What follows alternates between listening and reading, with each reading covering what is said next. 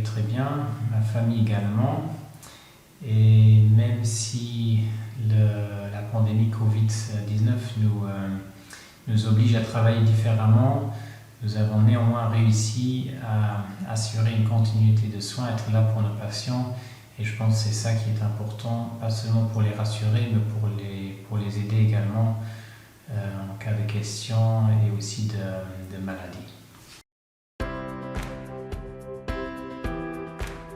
Ça se passe très bien. Les patients ont rapidement accepté cette nouvelle technologie et nous l'apprécions aussi beaucoup, dans le sens que ça nous permet de ne pas seulement entendre le patient par téléphone, mais en plus de le voir, ce qui nous met quand même plus à l'aise pour poser nos diagnostics et ce qui augmente aussi la confiance par rapport au patient si on peut effectivement le voir par vidéoconsultation.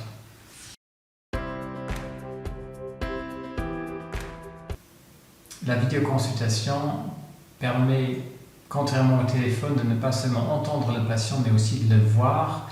Et pour poser nos diagnostics et pour aider les patients, c'est un avantage de voir le patient parce que ça nous met plus à l'aise et ça met plus en confiance le patient.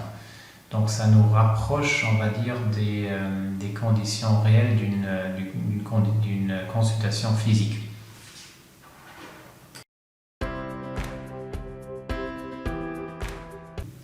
Donc même si nous pouvons voir le patient dans la vidéoconsultation et l'entendre, nous ne pouvons pas l'examiner physiquement parce que nous ne pouvons pas l'ausculter ou palper le ventre. Mais néanmoins, ça reste un moyen de consultation qui est faisable pour un grand nombre de motifs de consultation. Par exemple, la prescription d'une prise de sang, par exemple un renouvellement d'ordonnance avec des questions du patient. Tout cela est possible facilement par vidéoconsultation sans que le patient ne doive se déplacer au cabinet. Bien, les patients ont rapidement accepté et surtout utilisé cette nouvelle fonctionnalité. Ils ont l'avantage de ne pas devoir se déplacer, de ne pas prendre de risque de contamination et en même temps avoir des réponses et même une ordonnance à distance. Donc cette technologie innovative nous permet de faciliter la vie aux patients et même dans un certain sens à l'organisation de notre cabinet. La pandémie et le confinement ont fait que nous avions une partie de notre équipe en télétravail, donc à distance, ce qui a entraîné une utilisation massive de Doctena parce que les rendez-vous pris par téléphone ont pu être intégrés également à distance dans l'agenda de Doctena, de même que les vidéoconsultations. Donc les patients ont eu le choix et la secrétaire au téléphone, pour ceux qui ont appelé, a donc mis en place ces rendez-vous qui étaient parfaitement donc intégrés dans l'agenda et nous avons pu justement rappeler les patients à l'heure lors de leur rendez-vous pour les voir donc en vidéoconsultation.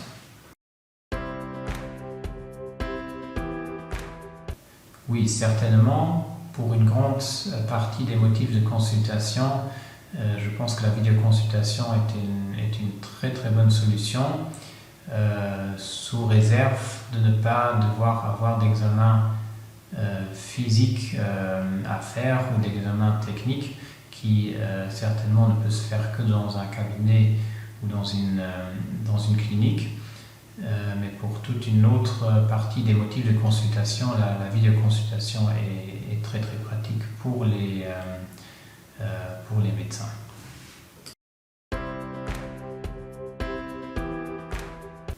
Oui, en tout cas, un grand nombre de patients peuvent bénéficier de ce service parce que un certain nombre de motifs de consultation s'y prêtent bien, comme la rédaction d'une ordonnance pour une prise de sang, pour le renouvellement d'ordonnance de médicaments, des questions liées au traitement.